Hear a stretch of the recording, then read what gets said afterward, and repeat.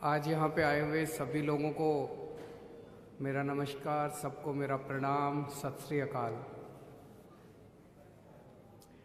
फिलौर हलके से हम लोगों ने प्रिंसिपल प्रेम कुमार जी को टिकट दी है। एक आम आदमी है, नेता नहीं है, इनको राजनीति करनी नहीं आती, मेरे को भी राजनीति करनी नहीं आती। जब इनका नाम हमारी कमेटी में आया तो इस पे चर्चा होने लगी कि जी प्रिंसिपल प्रेम कुमार जी बड़े कट्टर ईमानदार आदमी है कि नहीं है? कट्टर ईमानदार आदमी है, इज्जत बहुत है लोगों में, सारे हलके के लोग इनको जानते हैं, आम आदमी पार्टी के पुराने वॉलंटियर हैं। लेकिन किसी ने कहा जी पैसे नहीं है उनके पास चुनाव लड़ने को। तो मैंने उनको कहा कि जब हम पहला चुनाव लड़े थे मेरे पास भी पैसे नहीं थे चुनाव लड़ने को। अगर जनता साथ देगी तो अपने आप जीत जाएंगे। साथ दोगे कि नहीं दोगे? हमने पूरे पंजाब में चुन चुन के अच्छे ईमानदार लोगों को टिकट दी है ताकि ईमानदार सरकार बने। ये हमारे सरदार भगवंत मान जी हैं, इनके पास भी पैसे नहीं है, ये भी कट्टर ईमानदार आदमी है कि नहीं है? हाथ खड़े करके बताओ जरा। एक तरफ बादल हैं, बादलों का पूरा परिवार है, एक तरफ चन्नी साहब हैं, एक तरफ ये सारे नेता हैं और एक तरफ सरदार भगवंत मान है। सरदार भगवंत मान पिछले 7 साल से एमपी हैं, लोकसभा में जाते हैं। सुने आपने इनके भाषण? देखें यूट्यूब पे, है ना? अच्छा बोलते हैं ना, शानदार बोलते हैं।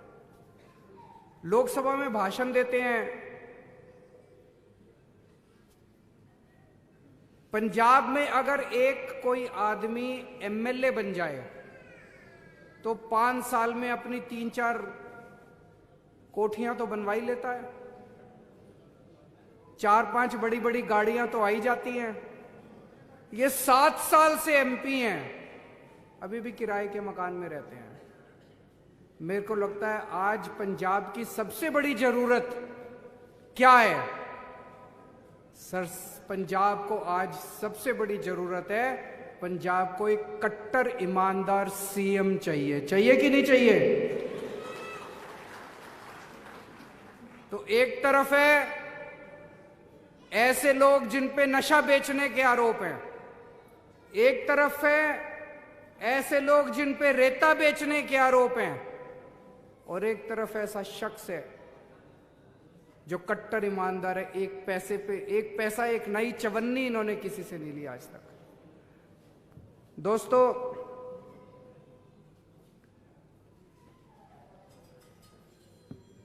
हमने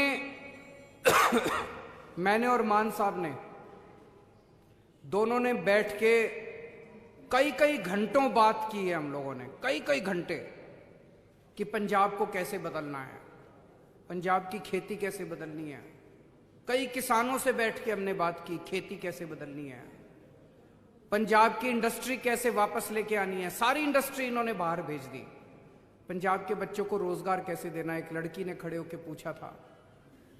पंजाब के बच्चे सारे बाहर जा रहे हैं और जो बच गए वो सारे नशा कर रहे हैं। पंजाब से नशा कैसे खत्म करना है, बेअदबी कैसे रोकनी है, बेअदबी करने वालों को सजा कैसे देखनी है। दिल्ली में हमने इतने शानदार स्कूल बनाए, पंजाब में शिक्षा कैसे ठीक करनी है। जैसे दिल्ली में ठीक की है ऐसे पंजाब में भी ठीक करेंगे। पंजाब में अस्पताल कैसे ठीक करने हैं, जैसे दिल्ली में अस्पताल ठीक किया ऐसे पंजाब में भी ठीक करेंगे। पंजाब की सड़कें कैसे ठीक करनी है, बिजली के बिल, कितने बिजली के बिल आते हैं आपके, कितनी महंगी है बिजली। दिल्ली में 24 घंटे बिजली आती है और फ्री में बिजली आती है। पंजाब में भी अब फ्री में बिजली देंगे, 24 घंटे बिजली देंगे। ये पूरा प्लान हम लोगों ने कई कई घंटे बैठ के बनाया है, लेकिन ये सारा प्लान तभी सफल होगा जब पंजाब के अंदर ईमानदार सरकार आएगी, कट्टर ईमानदार सरकार आएगी। इन लोगों ने 1966 में पंजाब अलग सूबा बना था, तब से लेके आज तक 26 साल कांग्रेस की सरकार रही, 19 साल बादल परिवार की सरकार रही। इन दोनों ने, कांग्रेस ने और अकाली दल ने मिलके पंजाब को लूट लिया। इनकी सरकार आती है, वो उनके खिलाफ कोई एक्शन नहीं लेते, उनकी सरकार आती है, ये इनके खिलाफ को, दोनों लूटते हैं। आज पंजाब को एक ही जरूरत है कि कट्टर ईमानदार सरकार चाहिए।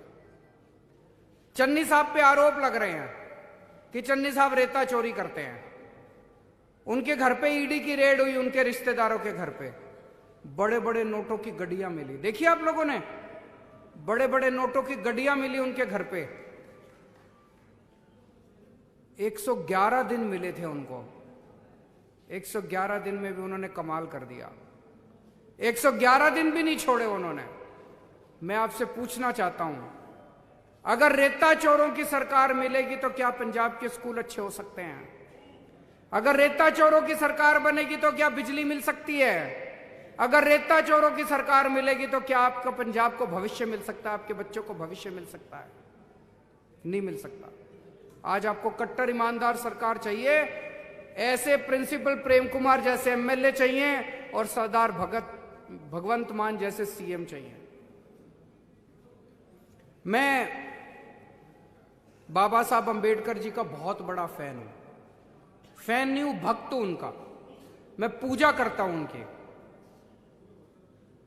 आइंस्टाइन ने एक बार बोला था महात्मा गांधी के लिए कि आने वाली पीढ़ियां यकीन नहीं करेंगे कि ऐसा इंसान पृथ्वी पे पैदा हुआ था। यह बात मैं बाबा साहब अंबेडकर के लिए बोलना चाहता हूं कि आने वाली पीढ़ियां यकीन नहीं करेंगी कि बाबा साहब अंबेडकर जैसा इंसान इस पृथ्वी के ऊपर पैदा हुआ था। अभी एक शख्स आए थे यहां पे, मैंने 3 दिन पहले दिल्ली में 26 जनवरी पे ऐलान किया है कि बाबा साहब अंबेडकर अब दिल्ली के किसी भी दफ्तर में, दिल्ली सरकार के किसी भी दफ्तर में, किसी भी स्कूल में, किसी भी ऑफिस में दिल्ली के मुख्यमंत्री की फोटो नहीं लगेगी, बाबा साहब अंबेडकर और सरदार भगत सिंह की फोटो लगेगी, शहीद आजम भगत सिंह की।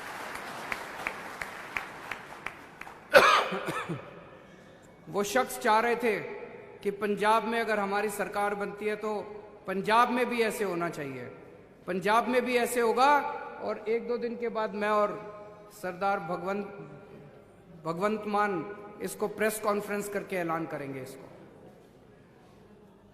बाबा साहब अंबेडकर ने, एक छोटे से परिवार से आते हैं बाबा साहब अंबेडकर, बहुत गरीब परिवार से। उन्होंने बड़ा संघर्ष किया, लेकिन उन्होंने 2-2 पीएचडी की डिग्री ली विदेशों से। उन्होंने अमेरिका से और इंग्लैंड से 2 विदेशों से पीएचडी की डिग्री ली। अपनी जिंदगी में उन्होंने सबसे बड़ी तवज्जो पढ़ाई को दी। उन्होंने कहा कुछ भी करो लेकिन अपने बच्चों को अच्छी शिक्षा देना। उनका सपना था कि ऐसा देश होना चाहिए आजादी के बाद जिसमें अमीरों के और गरीबों के बच्चों को एक जैसी अच्छी शिक्षा मिले, हर बच्चे को अच्छी शिक्षा मिले।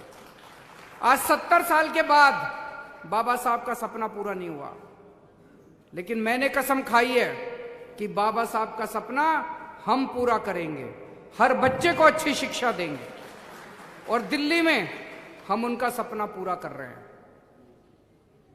मेरी आप लोगों से एक गुजारिश है, इस बार वोट डालने जाओ तो बाबा साहब की तस्वीर अपने सामने रख लेना और ये सोचना कि आज अगर बाबा साहब जिंदा होते तो वो किसको वोट देते? एक तरफ रेता चोर है, एक तरफ नशा बेचने वाले हैं, और एक तरफ कट्टर ईमानदार भगवंत मान है। अगर आज बाबा साहब अंबेडकर जिंदा होते तो वो किसको वोट देते? नशा बेचने वालों को वोट देते, रेता चोरों को वोट देते, कि ईमानदार भगवंत मान को वोट देते? मैं आपसे पूछना चाहता हूं, किसको वोट देते बाबा साहब अंबेडकर? वही करना जो बाबा साहब अंबेडकर करते। सोचना, जिस दिन वोट डालने के लिए जाओ उनकी तस्वीर अपनी आंख बंद कर लेना, आंख बंद करके उनकी तस्वीर अपने सामने लेके आना और सोचना कि बाबा साहब अंबेडकर अगर जिंदा होते तो क्या करते। दोस्तों, ये चुनाव कोई मामूली चुनाव नहीं है। आज तक अपने पास विकल्प नहीं था। वोट डालने जाते थे, एक बार कांग्रेस को दे आते थे, 5 साल कांग्रेस वाले लूटते थे, अगली बार गुस्से में आके अकाली दल को वोट दे देते थे, फिर 5 साल अकाली दल वाले लूटते थे, फिर अगली बार गुस्से में आके कांग्रेस को। हमारे पंजाब का तो भविष्य आज तक कभी नहीं बना। इस बार वाहिगुरु जी के आशीर्वाद से, रब के आशीर्वाद से, ऊपर वाले के आशीर्वाद से एक ईमानदार पार्टी आई है। हम लोगों ने दिल्ली में खूब अच्छा काम करके दिखाया है। दिल्ली के लोगों ने हमको एक मौका दिया था। पंजाब के लोगों से अपील है, आपने 26 साल कांग्रेस को दे दिए, 19 साल आप लोगों ने अकाल बादल परिवार को दे दिए, 5 साल, बस 5 साल मांग रहे हैं आपसे। 5 साल केजरीवाल और भगवंत मान की जोड़ी को देके देखो, पंजाब को खुशहाल कर देंगे।